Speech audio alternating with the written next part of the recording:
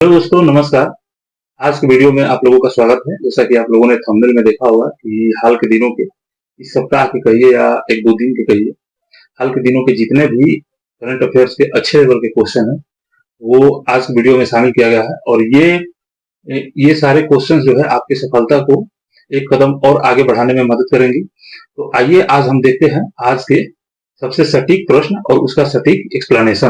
ये देखते हैं आज का पहला प्रश्न है कि पहली बार भारत आ रहे जर्मन चांसलर इनमें से कौन है। तो यहाँ पे जो जर्मन चांसलर बताया जा रहा है, ये देखिए यहाँ पे मोदी जी के साथ बैठे हैं और ये वर्तमान जर्मन चांसलर, वहाँ के चांसलर जो होते हैं उस देश के प्रधानमंत्री के बराबर होते हैं। तो वर्तमान जर्मन चांसलर जो है ये फ्रेडरिक मर्ज है, फ्रेडरिक मर्ज, याद रखिएगा।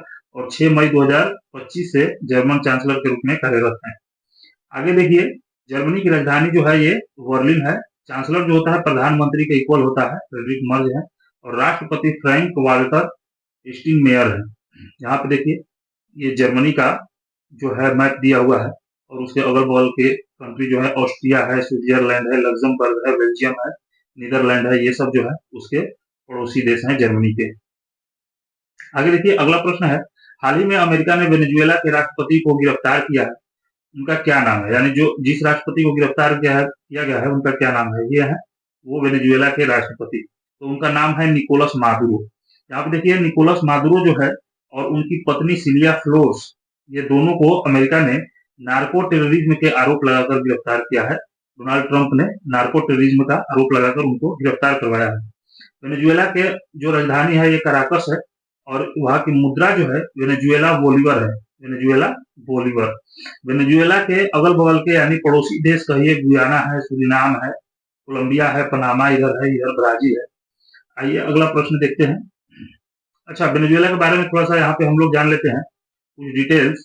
भौगोलिक रूप से वेनेजुएला दक्षिण अमेरिका के उत्तरी तट पर स्थित है और मतलब इधर जो है ये उत्तरी अमेरिका है और इधर दक्षिणी अमेरिका है। दक्षिणी अमेरिका के उत्तरी तट पर इस साइड में वेनेजुएला है और यहाँ पर जो है क्योंकि दोनों देशों का जो है सीमा जो है ये साझा नहीं होता है, कैरिबियन सागर में उनकी समुद्री सीमाएं मिलती है। ठीक है, महाद्वीप और स्थान वेनेजुएला दक्षिणी अमेरिका के उत्तरी सिरे पर है। ठीक है, जबकि संयुक्त राज्य अमेरिका उत्तरी अमेरिका में है।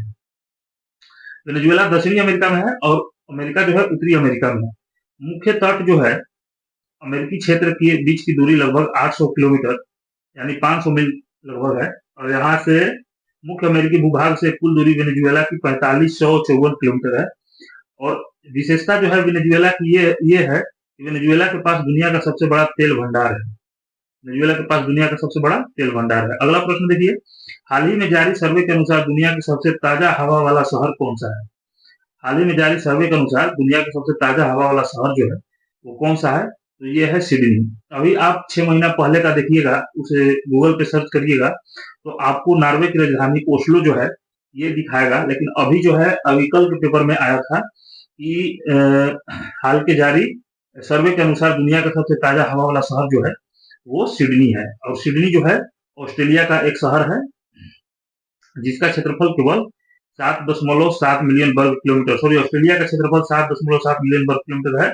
यह हिंद महासागर और प्रशांत महासागर से घिरा हुआ है। ऑस्ट्रेलिया जो है हिंद महासागर प्रशांत महासागर से घिरा हुआ है। ऑस्ट्रेलिया के प्रधानमंत्री एंथोनी एल्बानीज हैं। यहाँ की राजधानी कैनबरा है और मुद्रा ऑस्ट्रेलियाई डॉलर है जिसे AUD भी कहते हैं, ऑस्ट्रेलियाई डॉलर। आगे देखिए अगला प्रश्न, हाल ही में दुनिया की सबसे लंबी सुरंग किस देश ने बनाया है। हाल ही में दुनिया की सबसे लंबी सुरंग जो है किस देश ने बनाया है, तो ये चीन ने बनाया है। चीन ने दुनिया की सबसे लंबी एक्सप्रेसवे सुरंग तियानशान सेंगली सुरंग, इसका नाम याद रखिएगा, तियानशान सेंगली सुरंग बनाया है जो सिजियान प्रांत में है और यह 22.13 किलोमीटर लंबी है। ठीक है, 22.13 किलोमीटर लंबी है दुनिया की सबसे लंबी सुरंग। अगला प्रश्न देखिए, हाल ही में विदेशी व्यापार महानिदेशक किसे बनाया गया है। हाल ही में विदेशी व्यापार महानिदेशक किसे बनाया गया है, लव अग्रवाल को विदेशी व्यापार महानिदेशक बनाया गया है। तो यह नियुक्ति जो है हाल ही में दिसंबर लास्ट दिसंबर 2025 या इनकी नियुक्ति 2026 के शुरुआत में ऐसा कहिए हुआ है। ठीक है, अगला प्रश्न देखिए। अच्छा, अभी देखिए यहाँ पे दिया हुआ है कि दिसंबर 2025 और जनवरी 2026 में जो नियुक्तियां हुई हैं उनके बारे में कुछ प्रमुख नियुक्तियां, जैसे भारतीय वायुसेना के उप प्रमुख बने हैं एयर मार्शल नागेश कपूर। ठीक है, भारतीय वायुसेना के उप प्रमुख कौन बने हैं? Air marshal Nagesh Kapoor.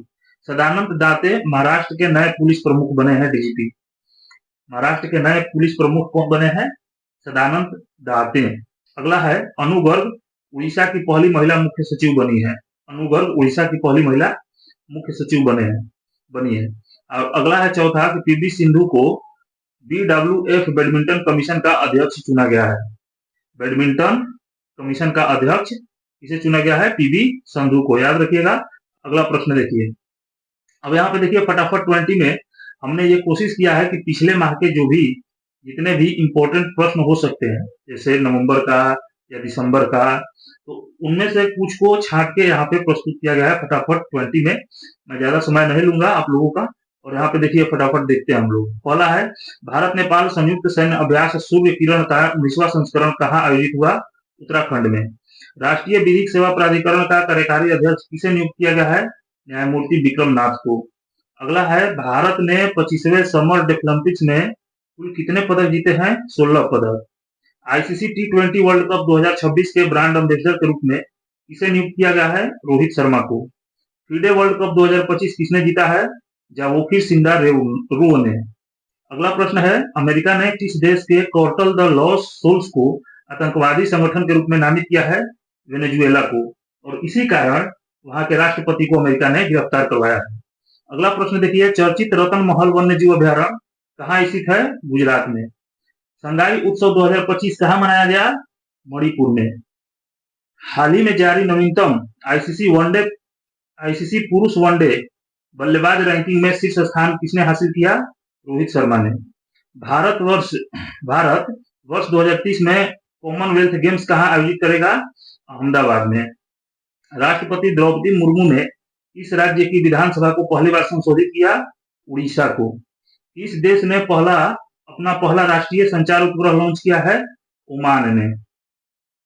प्रधानमंत्री नरेंद्र मोदी ने भारत की पहली वाणिज्यिक निजी रॉकेट विक्रम-1 का अनावरण किया। इसका निर्माण किसने किया है? स्काईरूट एरोस्पेस ने। आगे देखिए, नवंबर 2025 को 141 वर्ष की उम्र में गलापागोस कछुआ ग्रम्मा का निधन हुआ। कहाँ पे? सैन डिएगो चिड़ियाघर में। अगला प्रश्न है 2026 के लिए अंतर्राष्ट्रीय लोकतंत्र और निर्वाचन सहायता संस्थान की अध्यक्षता कौन करेगा? ज्ञानेश कुमार, जो चुनाव आयुक्त है, मुख्य चुनाव आयुक्त। प्यूमा इंडिया का नया मैनेजिंग डायरेक्टर किसे नियुक्त किया गया है? राम प्रसाद श्रीधरन को। वर्ल्ड बॉक्सिंग का नया अध्यक्ष किसे चुना गया है? जेनाडी गोलोवकिन को। भारत के 53वें मुख्य न्यायाधीश कौन बने हैं? न्यायमूर्ति सूर्यकांत। भारतीय प्रतिभूति और विनिमय बोर्ड का पूर्णकालिक सदस्य किसे नियुक्त किया गया है? संदीप प्रधान को। तो इस तरह से फटाफट 20 के सारे प्रश्न जो हैं यहीं पे समाप्त होते हैं। आगे देखिए हम लोग डेली वाले करंट अफेयर्स में पढ़ते हैं। राष्ट्रीय युवा दिवस किस तिथि को मनाया जाता है?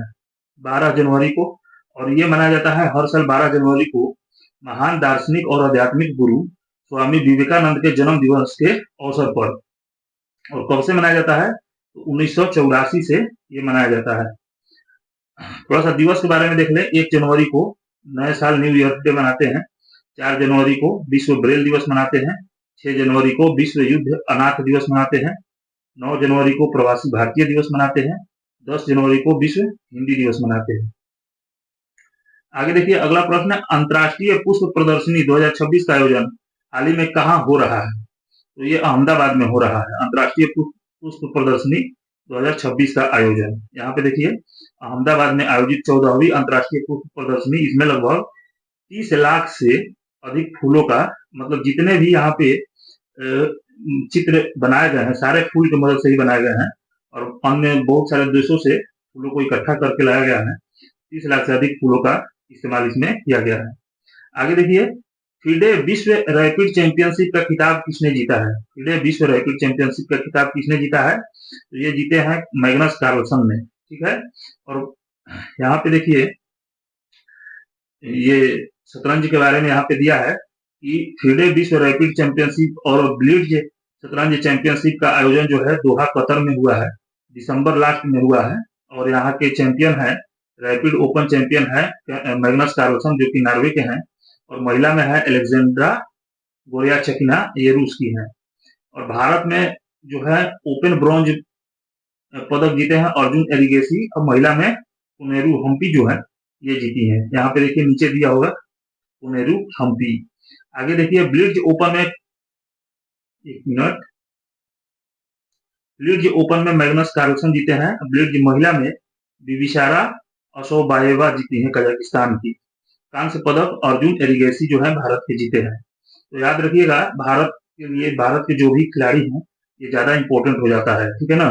पुनेरू हम्पी और अर्जुन एरिगेसी जो है शतरंज खेल से संबंधित है, ये भी प्रश्न पूछता है। अगला देखिए, दुलहस्ती स्टेज 2 पनबिजली परियोजना का निर्माण किस नदी पर किया जा रहा है? तो दुलहस्ती स्टेज 2 पनबिजली परियोजना का निर्माण चिनाब नदी पर किया जा रहा है। ये जम्मू कश्मीर के किश्तवाड़ जिले में स्थित है। केंद्र सरकार ने उत्तर प्रदेश के किस पक्षी अभ्यारण्य को इको सिस्टम जोन घोषित किया है? केंद्र सरकार ने उत्तर प्रदेश के किस पक्षी अभ्यारण्य को इको सिस्टम जोन जो है घोषित किया है? तो ये पार्वती अर्गा पक्षी अभ्यारण्य को, पार्वती अर्गा पक्षी अभ्यारण्य को उत्तर प्रदेश ने इको सिस्टम जोन घोषित किया है। इस तरह से आज का वीडियो यहीं पे समाप्त होता है। आप लोगों को ये सारे प्रश्न और ये मेरा प्रयास जो आप लोगों तक करंट अफेयर्स को पहुंचाने का था, आप लोगों को कैसा लगा आप लोग कमेंट बॉक्स में जरूर बताइएगा। फिर मिलते हैं अगले वीडियो में।